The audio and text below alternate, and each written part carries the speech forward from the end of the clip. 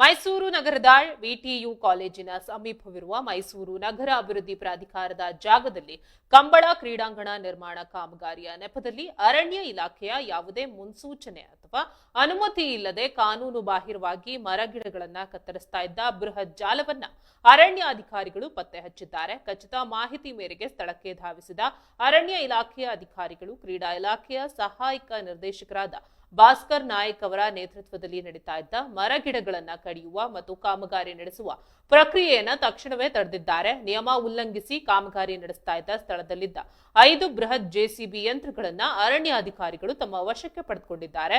ಘಟನಾ ಸ್ಥಳದಲ್ಲಿ ಸಂಪೂರ್ಣ ಮಹಜರ್ ಪ್ರಕ್ರಿಯೆ ನಡೆಸಲಾಗಿದ್ದು, ಕ್ರೀಡಾ ಇಲಾಖೆಯ ಅಧಿಕಾರಿಗಳ ಬೇಜವಾಬ್ದಾರಿತನದ ವಿರುದ್ಧ ಪ್ರಥಮ ವರ್ತಮಾನ ವರದಿ ಅಂದ್ರೆ ಎಫ್ಐಆರ್ ದಾಖಲಿಸಿ ಕಾನೂನು ಕ್ರಮ ಜರುಗಿಸಲಾಗ್ತಾ ಇದೆ. ಪರಿಸರ ಸಂರಕ್ಷಣೆಯ ನಿಯಮಗಳನ್ನ ಗಾಳಿಗೆ ತೂರಿ ಸರ್ಕಾರದ ಪ್ರಮುಖ ಇಲಾಖೆಯೊಂದರ ಅಧಿಕಾರಿಯೇ ಮುಂಚೂಣಿಯಲ್ಲಿ ನಿಂತು ಈ ರೀತಿ ಮರಗಿಡಗಳನ್ನ ನಾಶಪಡಿಸಲು ಮುಂದಾಗಿರುವುದು ಸಾರ್ವಜನಿಕ ವಲಯದಲ್ಲಿ ತೀವ್ರ ಚರ್ಚೆಗೆ ಗ್ರಾಸವಾಗಿದೆ.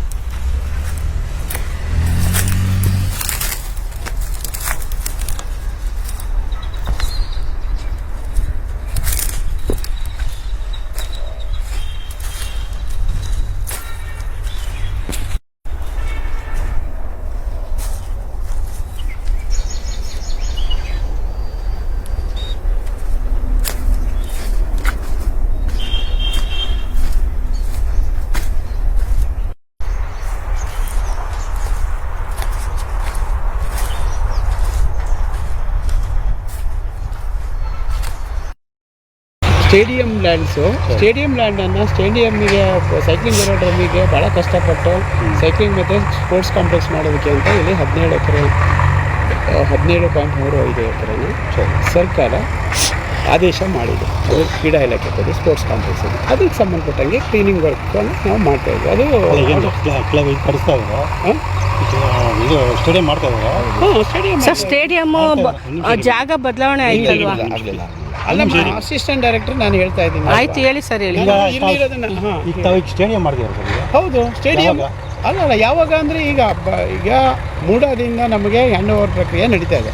ಸರ್ಕಾರದಿಂದ ಮೂಡಕ್ಕೆ ಆಗಿಲ್ಲ. ಅಲ್ಲಲ್ಲ, ಒಂದು ನಿಮಿಷ ದಯವಿಟ್ಟು ಕೇಳಿಸ್ಕೊಳ್ಳಿ. ನೀವು ಗೊಂದಲ ಮಾಡಬೇಡಿ. ನಾನು ಗೊಂದಲ ನೀವೇನಪ್ಪ ಈಗಾಗಲೇ ಹ್ಯಾಂಡ್ ಓವರ್ ಆಗಿದೆ ಅಂತ ಈಗಾಗಲೇ ಪ್ರಕ್ರಿಯೆ ನಡೀತಿದೆ ಅಂತ ಹೇಳ್ತೀರಾ?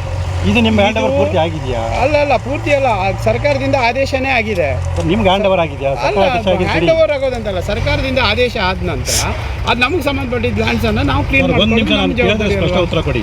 ನಿಮ್ಗೆ ಹ್ಯಾಂಡ್ ಓವರ್ ಮೂಡೋದಂತ ಆಗಿದೆಯಾ ಅಲ್ವಾ? ಸರ್ಕಾರದಿಂದ ಮೂಡೋಕೆ ಆದೇಶ ಮಾಡೋದು ನಿಮ್ಗೆ ಕೊಡಿ ಅಂತ ನಿಮಗೆ ಕೊಟ್ಟಿದ್ದಾರ? ಸರ್ಕಾರದಿಂದ ಆದೇಶ ಆದ ನಂತರ ಸರ್ಕಾರದಿಂದ ಮೂಡಾಗೆ ಆದೇಶ ಆಗಿದೆ. ಅದು ಕ್ರೀಡಾ ಇಲಾಖೆಗೆ ಹಸ್ತಾಂತರಿಸಿದೆ. ನಾವು ಆಲ್ರೆಡಿ ಅದನ್ನ ಪ್ರಕ್ರಿಯೆ ಅವರಿಗೆ ಲೆಟರ್ಸ್ಗಳನ್ನು ಕರೆಸ್ಪಾಂಡೆನ್ಸ್ ಅನ್ನು ಮಾಡಿದ್ವಿ. ಅದು ಹ್ಯಾಂಡ್ ಓವರ್ ಪ್ರಕ್ರಿಯೆ, ಅದು ಟೆಕ್ನಿಕಲ್ ಲಾಸ್ ಪಾಯಿಂಟ್ ಅಲ್ಲ. ಒಂದು ನಿಮಿಷ, ಲಾಸ್ ಪಾಯಿಂಟ್ಸ್ ಆಫ್ ಅಂದ್ರೆ ನಿಮ್ ಕೈಗೆ ಬಂದಿದ್ದೆ. ಅದೇ ನೀವು ಕೇಳಿರೋದನ್ನ ನೀವು ಬೇಕಾದಂಗೆ ಕೇಳ್ತೀರಾ?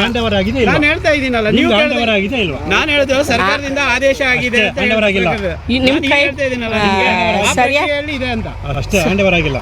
ಹ್ಯಾಂಡ್ ಓವರ್ ಆಗಿಲ್ಲ. ಬರ್ತಾರೆ ಮೂಡ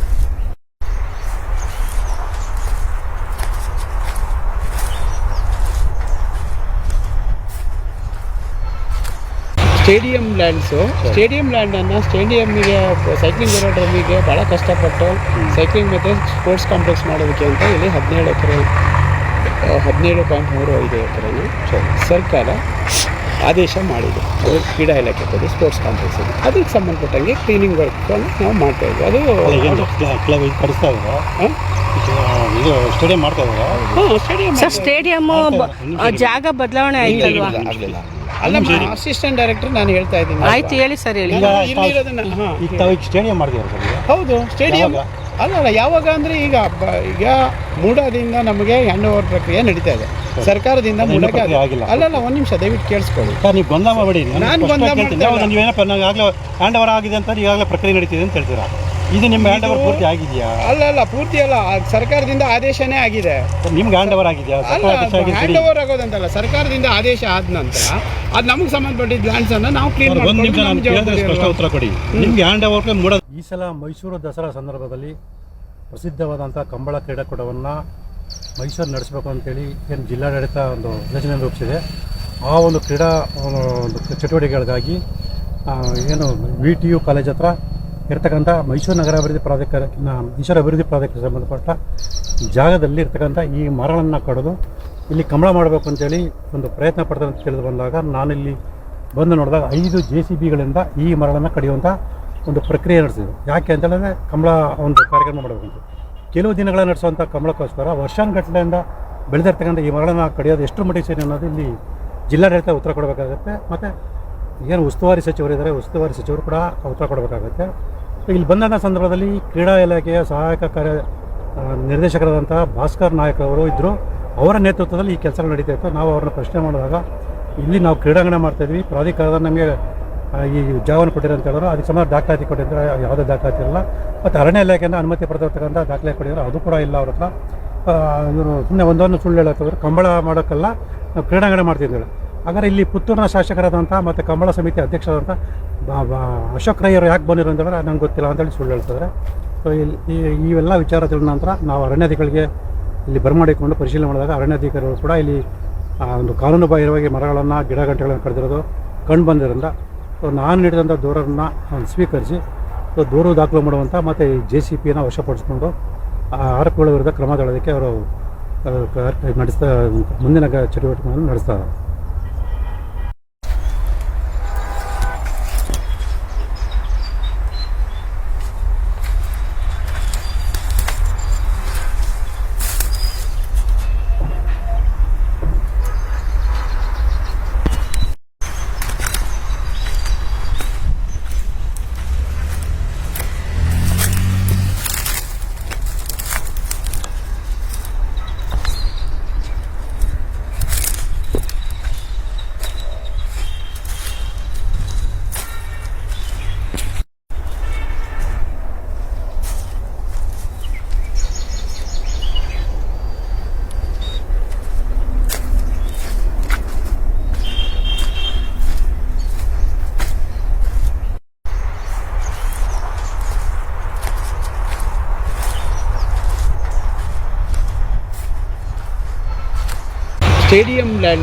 ಸ್ಟೇಡಿಯಂ ಲ್ಯಾಂಡನ್ನು ಸ್ಟೇಡಿಯಮ್ಮಿಗೆ ಸೈಕ್ಲಿಂಗ್ ಏರೋಡ್ರಮ್ಮಿಗೆ ಭಾಳ ಕಷ್ಟಪಟ್ಟು ಸೈಕ್ಲಿಂಗ್ ಮತ್ತು ಸ್ಪೋರ್ಟ್ಸ್ ಕಾಂಪ್ಲೆಕ್ಸ್ ಮಾಡೋದಕ್ಕೆ ಅಂತ ಇಲ್ಲಿ 17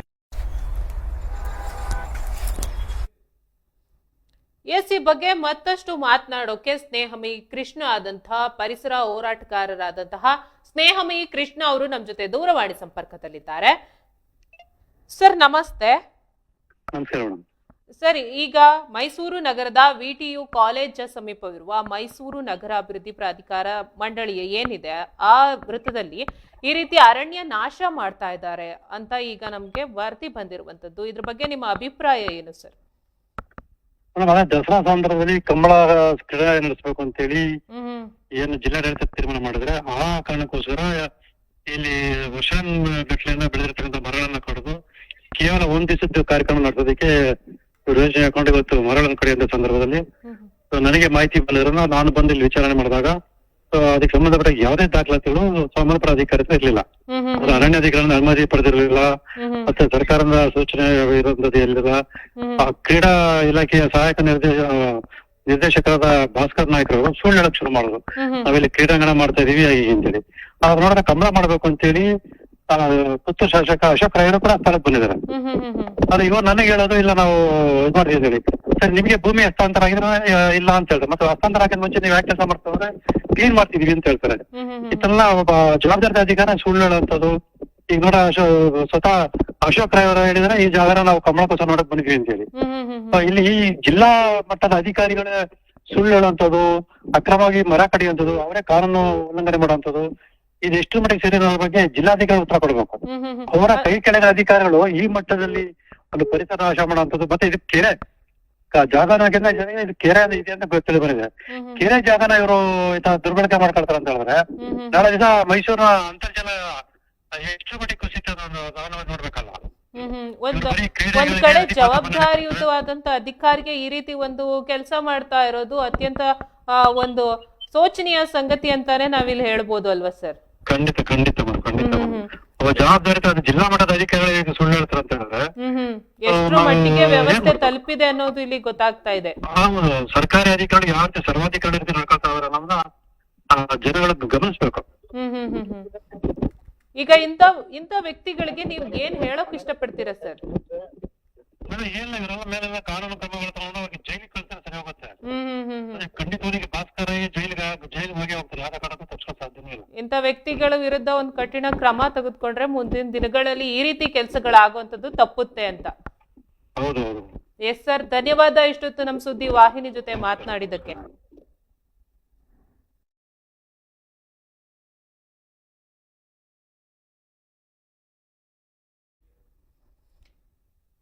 ಎಸ್, ಪರಿಸರ ಹೋರಾಟಗಾರರಾದಂತಹ ಸ್ನೇಹಮಯಿ ಕೃಷ್ಣ ಅವರು ನಮ್ಮ ಜೊತೆ ಇಷ್ಟೊತ್ತು ಮಾತನಾಡಿದ್ರು. ಅವ್ರು ಏನ್ ಹೇಳ್ತಿದ್ದಾರೆ ಅಂದ್ರೆ, ಒಬ್ಬ ಜವಾಬ್ದಾರಿಯುತ ಅಧಿಕಾರಿಗಳೇ ಈ ರೀತಿ ಒಂದು ಕೆಲಸವನ್ನ ಮಾಡ್ತಾ ಇರುವಂತದ್ದು ಸಾರ್ವಜನಿಕ ವಲಯದಲ್ಲಿ ಒಂದು ಶೋಚನೀಯ ಕೆಲಸ ಆಗಿರುವಂತದ್ದು ಅಂತ ಹೇಳ್ತಿದ್ದಾರೆ. ಏನು ಮೈಸೂರು ನಗರಾಭಿವೃದ್ಧಿ ಪ್ರಾಧಿಕಾರದ ಜಾಗದಲ್ಲಿ ಕಂಬಳ ಕ್ರೀಡಾಂಗಣ ನಿರ್ಮಾಣ ಮಾಡೋ ಕಾಮಗಾರಿ ನೆಪದಲ್ಲಿ ಅರಣ್ಯ ಇಲಾಖೆ ಯಾವುದೇ ಮುನ್ಸೂಚನೆ ಅಥವಾ ಅನುಮತಿ ಇಲ್ಲದೆ ಕಾನೂನು ಬಾಹಿರವಾಗಿ ಮರಗಿಡಗಳನ್ನ ಕತ್ತರಿಸ್ತಾ ಇರುವಂತದ್ದು, ಇಂತಹ ಜಾಲವನ್ನ ಅರಣ್ಯಾಧಿಕಾರಿಗಳೇ ಸ್ವತಃ ಪತ್ತೆ ಹಚ್ಚಿದ್ದಾರೆ. ಇಂತಹ ಒಂದು ಘಟನೆ ಮೈಸೂರಿನಲ್ಲಿ ನಡೀತಾ ಇರುವಂತದ್ದು. ಈ ಖಚಿತ ಮಾಹಿತಿ ಮೇರೆಗೆ ಸ್ಥಳಕ್ಕೆ ಧಾವಿಸಿದ ಅರಣ್ಯ ಇಲಾಖೆ ಅಧಿಕಾರಿಗಳು ಕೂಡ ಇಲ್ಲಿ ಬಂದು ಏನು ಪರಿಶೀಲನೆ ನಡೆಸುವಂತಹ ಸಂದರ್ಭದಲ್ಲಿ ಒಬ್ಬ ಜವಾಬ್ದಾರಿಯುತ ಅಧಿಕಾರಿ ಏನು ಕ್ರೀಡಾ ಇಲಾಖೆಯ ಸಹಾಯಕ ನಿರ್ದೇಶಕ ಏನು ಭಾಸ್ಕರ್ ನಾಯಕ್ ಅವರಿದ್ದಾರೆ, ಅವರು ಸುಳ್ಳು ಹೇಳೋದಕ್ಕೆ ಶುರು ಮಾಡ್ತಾರೆ ಅನ್ನೋ ಮಾಹಿತಿ ಕೂಡ ಬಂದಿರುವಂತದ್ದು. ಮರಗಿಡಗಳನ್ನ ಕಡಿಯೋ ಮತ್ತು ಕಾಮಗಾರಿ ನಡೆಸೋ ಪ್ರಕ್ರಿಯೆಯನ್ನ ತಕ್ಷಣವೇ ಕೂಡ ಇಲ್ಲಿ ಅಧಿಕಾರಿಗಳು ತಡೆದಿದ್ದಾರೆ. ಏನು ಮುಂದಿನ ದಿನಗಳಲ್ಲಿ ಈ ರೀತಿ ಒಂದು ಕೆಲಸವನ್ನ ತಪ್ಪಿಸೋದಕ್ಕೆ ಅಧಿಕಾರಿಗಳು ಇದೇ ರೀತಿ ಜಾಗೃತರಾಗಿ ಮುಂದಿನ ದಿನಗಳಲ್ಲಿ ಇದೇ ರೀತಿ ಒಂದು ಕ್ರಮಗಳನ್ನ ತೆಗೆದುಕೊಂಡ್ರೆ ಪರಿಸರ ನಾಶ ಆಗೋದು ಕೂಡ ಅದನ್ನ ತಡೆಗಟ್ಟುವಂತಹ ಸಂದರ್ಭ ಬರ್ಬೋದು ಅನ್ನೋದು ಕೂಡ ಇಲ್ಲಿ ಅಭಿಪ್ರಾಯ ಆಗಿದೆ.